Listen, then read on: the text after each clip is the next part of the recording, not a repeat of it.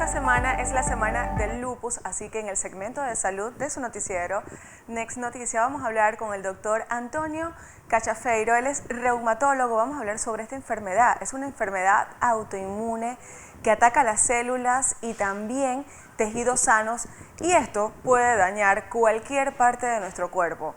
Dicen que es una enfermedad muy triste. Doctor, ¿cómo está? Muy buenas noches. Buenas noches.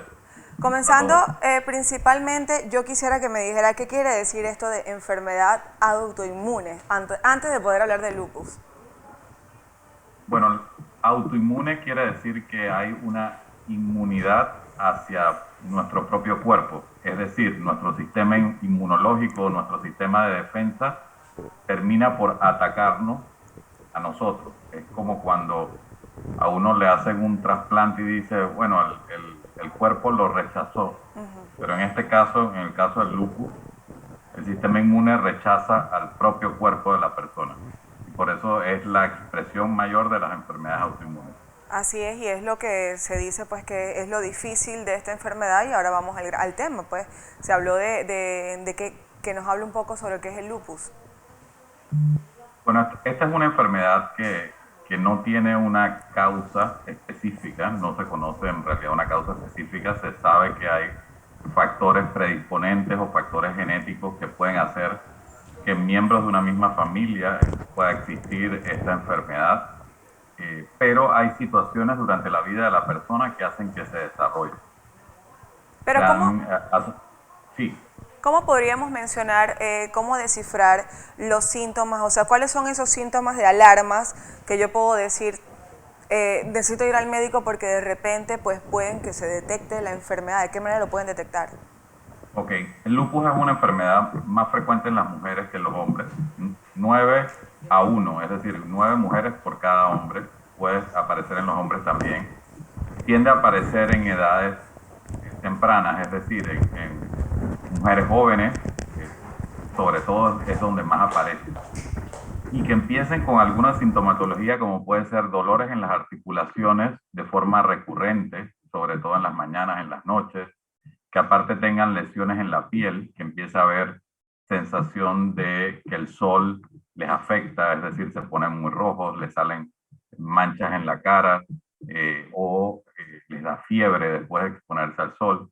Y pueden haber otros síntomas que van apareciendo, como fiebre intermitente, como fatiga, cansancio, debilidad, y pueden haber alteraciones en las pruebas de laboratorio de cosas que nos pueden hacer llamar la atención. Por ejemplo, que se nos bajen las plaquetas, los glóbulos blancos, la hemoglobina, cosas que antes no pasaba y que de repente empiece a ocurrir, o que empiecen a aparecer inflamación en la orina que antes no teníamos y que no se asocia a ninguna infección. Entonces, este tipo de situaciones son cosas que deben hacer llamar la atención e ir al médico. Y es una gran variedad de síntomas que pueden presentar. Ahora, me llama la atención que comentaba que puede pasar más en hombres que en mujeres.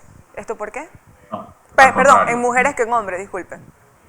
Sí, hay alguna asociación de la parte, digamos, hormonal, eh, también factores genéticos obviamente ligados a los cromosomas, pero sobre todo también temas hormonales que hacen que en un momento dado esta enfermedad vaya ligado al sistema hormonal también. Por eso es que se ve más en mujeres jóvenes. Si bien es cierto, el lupus puede aparecer también en personas mayores, pero tiende a después de la menopausia de alguna forma a mejorar en las mujeres que tienen lupus. Entonces hay algo ligado a los estrógenos y a los ciclos, digamos, anovulatorios y hormonales. Ya se entiende entonces por qué puede afectar más a las mujeres. Sin embargo, doctor, sí me interesa saber hasta qué punto esta enfermedad puede llegar a ser tan grave, de acuerdo a todos los síntomas que pues nos acaba de mencionar, y que me imagino que esta enfermedad cuenta, además, como un especialista como usted, con un equipo multidisciplinario, porque son diferentes patologías o diferentes sí, patologías que atacan al organismo de la persona. Sí. Digo, el lupus ha cambiado a lo largo de los años a beneficio del paciente, es decir, no ha cambiado la enfermedad, pero ha cambiado la terapéutica y cómo lo abordamos. Antes era una enfermedad que casi las personas tenían terror a este diagnóstico que cuando decía lupus, pues bueno, era casi un diagnóstico como si fuera cáncer. Y la verdad que el lupus ha avanzado mucho en los tratamientos, en cómo tratamos a los pacientes incluso desde las formas más tempranas, los diagnósticos, las pruebas de laboratorio, y eso ha mejorado la expectativa de vida y la calidad de vida de las personas mucho. Es decir, los pacientes con lupus actualmente, si llevan un buen cuidado, un buen tratamiento, pueden llevar una vida normal. Por supuesto que hay pacientes con enfermedad más severa que otros, pacientes que no responden de forma tan satisfactoria a los tratamientos, pero como lo dijiste, es un tratamiento multidisciplinario donde se involucran nefrólogo, hematólogo, neumólogo, nutricionista, todo depende de qué parte de dermatólogo, de qué parte del cuerpo se afecte y de las necesidades del paciente, ¿no? Yo creo que esto ha cambiado mucho la perspectiva de la enfermedad y esto es una enfermedad que actualmente pues podemos tratarla y el paciente llevar, como dijo, una vida normal. Y gloria a Dios que pueden llevar un estilo de vida normal. Sin embargo, ¿cuál es ese grupo de pacientes que sí pueden padecer o llegar a daños peores con la enfermedad? Hay un grupo de pacientes que pueden avanzar a tener daño a sus órganos vitales, sobre todo los riñones, quedando en insuficiencia renal y requerir diálisis, trasplantes. Algunos que pueden afectar la parte del corazón, tanto el miocardio como el pericardio, que es lo que recubre el corazón, y terminar con problemas cardíacos a largo plazo o no recuperables, ¿no? También se puede comprometer la parte pulmonar, los pacientes queden con daño pulmonar, fibrosis pulmonar, cicatrices en el pulmón y que se afecte la respiración, digamos, en el día a día, requerir oxígeno. Ese tipo de cosas pueden ocurrir, pero cada vez las vemos menos, siempre y cuando pues, estemos al pendiente. Es Doctor, una me llama la enfermedad un poco traicionera. traicionera. Me llama bastante la atención que mencionó que le pueden hacer diálisis al paciente. Sí, hay muchos pacientes que terminan en diálisis porque se afectan los riñones. Imagínatelo como el sistema inmune empieza a atacar el riñón y hasta que no lo acaba, no termina. Entonces, si no tratamos eso, si no nos damos cuenta a tiempo, si pensamos que es una infección, o a veces no responden, a veces ocurre que no responden al tratamiento, eso puede pasar. Pero una de las cosas que tiende a ocurrir en esta enfermedad es que al ser una enfermedad que predomina en personas jóvenes,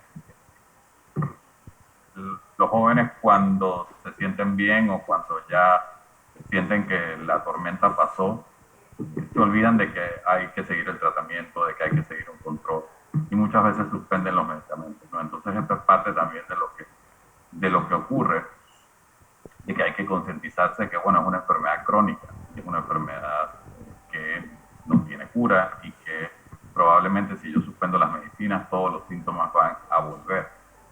Entonces es importante este seguimiento y bueno, muchas veces se requiere también apoyo psicológico porque las personas tienden a deprimirse desde tan jóvenes, estar tomando medicamentos, eso puede ser un factor también que Sí, haga va a que preguntarle no lleguen qué los tan tratamientos. mezclado estaba con la parte psicológica, incluso la parte nutricional, y como bien dice, es una enfermedad que no tiene cura, que se controla, y es muy interesante lo que acaba de mencionar, porque más que todo, pues, le pasa a jóvenes, entonces cómo controlar o cómo llevar un estilo de vida para que la enfermedad esté en lo posible controlada, para que no llegue a mayores en cuanto a la alimentación, en cuanto a los ejercicios, en cuanto a todo, a la nutrición, a todo.